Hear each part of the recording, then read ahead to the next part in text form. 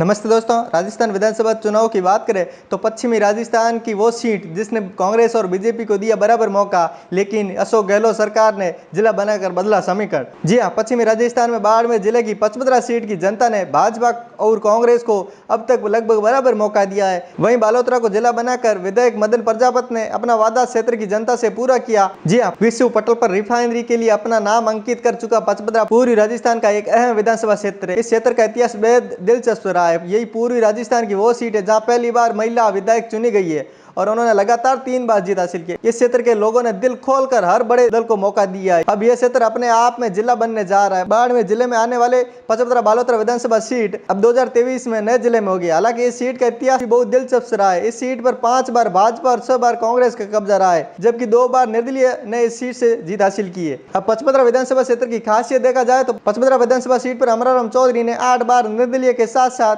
कभी भाजपा तो कभी कांग्रेस के टिकट से चुनाव लड़ते रहे, जबकि 7 बार मदन कौर ने चुनाव लड़ा। अमराराम ने 1980 में पहला चुनाव कांग्रेस की टिकट पर लड़ा और जीत हासिल की। इसके बाद 1993 में अमराराम निर्दलीय खड़े हुए और जीते। फिर 1998, 2003 और 2013 में अमराराम भाजपा के टिकट पर जीते। हालांकि लंबे सफर में अमराराम को 3 बार हार का सामना करना पड़ा। साथ में अमराराम बाद में मंत्री भी बने। वहीं मदन कौर ने पहला चुनाव 1962 में लड़ा, जिसमें उन्हें चुनाव में हार का सामना करना पड़ा, लेकिन 1967 से लेकर 1977 तक मदन कौर ने 3 बार जीत हासिल की। पचपदरा बालोतरा सीट का इतिहास देखा जाए तो विधानसभा चुनाव 1962 के विधानसभा चुनाव में कांग्रेस ने महिला उम्मीदवार को मैदान में उतारते हुए मदन कौर को अपना प्रत्याशी बनाया, जबकि सामने निर्दलीय तौर पर अमर सिंह ने ताल ठोकी। इस चुनाव का नतीजा है तो अमर सिंह के खाते में 15,773 वोट पड़े, तो वहीं मदन कौर को 13,197 वोट मिले। इस चुनाव में अमर सिंह की जीत हुई और वह पचपदरा से विधायक चुने गए। फिर विधानसभा चुनाव 1967। इस विधानसभा चुनाव में एक बार फिर कांग्रेस ने मदन कौर पर ही विश्वास जताते हुए उन्हें अपना उम्मीदवार बनाया, जबकि सामने बीजेएस पार्टी से सीएल सबिया ने चुनाव लड़ा। हालांकि सीएल सबिया को इस चुनाव में हार का सामना करना पड़ा और कांग्रेस की मदन कौर ने जीत हासिल की। फिर विधानसभा चुनाव 1972 से 1977। इस चुनाव में एक बार फिर कांग्रेस की ओर से मदन कौर चुनावी मैदान में थी, तो वहीं उनके सबसे करीबी प्रतिद्वंदी के तौर पर निर्दलीय उम्मीदवार तेज सिंह थे। इस चुनाव में मदन कौर ने तेज सिंह को 2984 वोटों से हरा दिया और जीत हासिल की। इसके अगले विधानसभा चुनाव 1977 में एक बार फिर मदन कौर ने 27,042 वोटों से विधायक चुनी गई। फिर विधानसभा चुनाव 1980 में इंदिरा गांधी को लेकर कांग्रेस के 2 धड़े में बढ़ चुकी थी और चुनाव में मुकाबला कांग्रेस बनाम कांग्रेस था।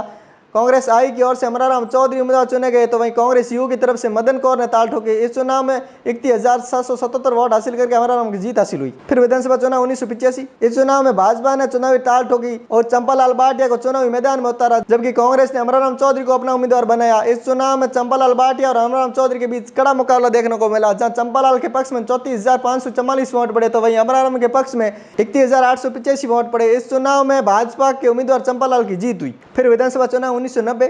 इस चुनाव में एक बार फिर भाजपा ने चंपालाल और कांग्रेस की ओर से अमराराम के बीच सियासी घमासान हुआ। हालांकि इस चुनाव का नतीजा आए तो फिर से पचपदरा की जनता ने चंपालाल भाटिया को अपना प्रतिनिधि चुना। फिर विधानसभा चुनाव 1993। इस विधानसभा चुनाव में लगातार 10 सालों से विधायक चंपालाल भाटिया को भाजपा ने अपना उम्मीदवार बनाया, तो वहीं कांग्रेस ने अपने मजबूत खिलाड़ी अमराराम पर भी विश्वास जताया। इस चुनाव में अमराराम के पक्ष में 46,003 वोट पड़े, तो वहीं चंपालाल के पक्ष में 33,759 वोट पड़े। अमराराम इस बार विधायक बने, जबकि 10 साल की विधायकी के बाद चंपालाल को हार का सामना करना पड़ा। फिर विधानसभा चुनाव 1998 और 2003। 1998 के विधानसभा चुनाव आते आते बड़ा फेरबदल हो चुका था। अमराराम अपना पाला बदल चुके थे। इस बार अमराराम कांग्रेस से नहीं बल्कि भाजपा के उम्मीदवार बने। इस चुनाव में कांग्रेस की ओर से एक बार फिर अपनी पुरानी सिपाही यानी मदन कौर को कांग्रेस का उम्मीदवार बनाया गया। हालांकि चुनाव के नतीजे आए तो अमराराम की जीत हासिल हुई और मदन कौर को हार का सामना करना पड़ा। वहीं 2003 के विधानसभा चुनाव की तस्वीर भी कुछ ऐसी ही रही। बीजेपी की ओर से अमराराम के चुनावी मैदान थे, तो सामने मदन कौर थी। इस चुनाव में अमराराम के पक्ष में 63,737 वोट पड़े, तो वहीं मदन कौर के पक्ष में 49,407 वोट पड़े। इस चुनाव में अमराराम की जीत हुई। फिर विधानसभा चुनाव 2008। इस चुनाव में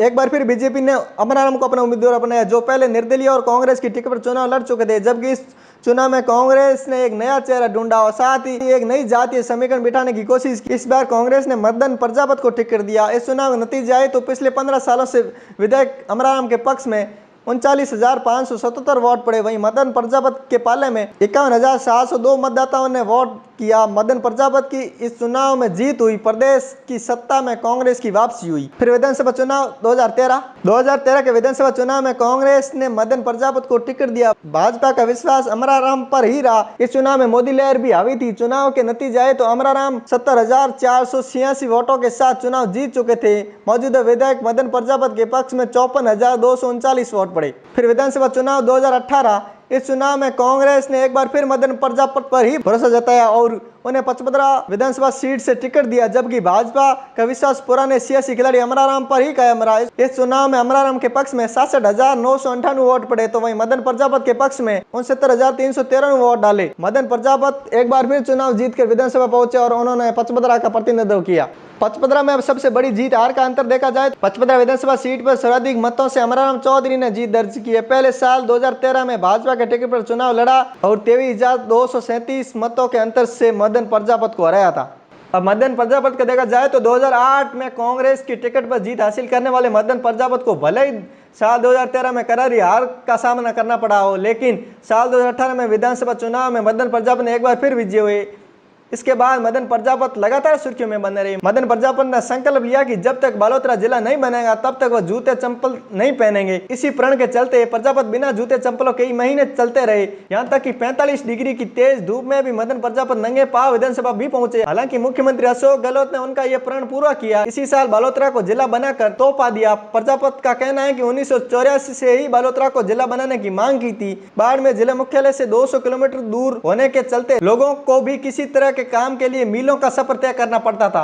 लिहाजा ऐसे में बालोतरा का जिला बनना जरूरी था। मदन प्रजापति 2023 विधानसभा चुनाव में जनता के बीच इसी बात को लेकर जाएंगे। उन्होंने जो जनता से वादा किया और प्रण लिया उसे पूरा किया। अब 55 में 2023 विधानसभा चुनाव की बात करें तो 55 में 2023 के विधानसभा चुनाव त्रिकोणीय मुकाबले होने वाले हैं। जी हां, इस बार राष्ट्रीय लोकतांत्रिक पार्टी भी मैदान में होगी, जबकि कांग्रेस और बीजेपी के बीच भी कड़ी टक्कर होगी। इसलिए त्रिकोणीय मुकाबला होने वाला है। एक तरफ मदन प्रजापति कांग्रेस के दावेदार होंगे, वहीं दूसरी तरफ बीजेपी की ओर से लगभग अमराराम चौधरी को माना जा रहा है। वहीं तीसरी ओर राष्ट्रीय लोकतांत्रिक पार्टी के थान सी डोली मैदान में उतरेंगे। तो ऐसे में इस बार कड़ा मुकाबला होने वाला है और जनता का भरोसा किस पे ठहरेगा ये तो आने वाला समय बताएगा। धन्यवाद दोस्तों।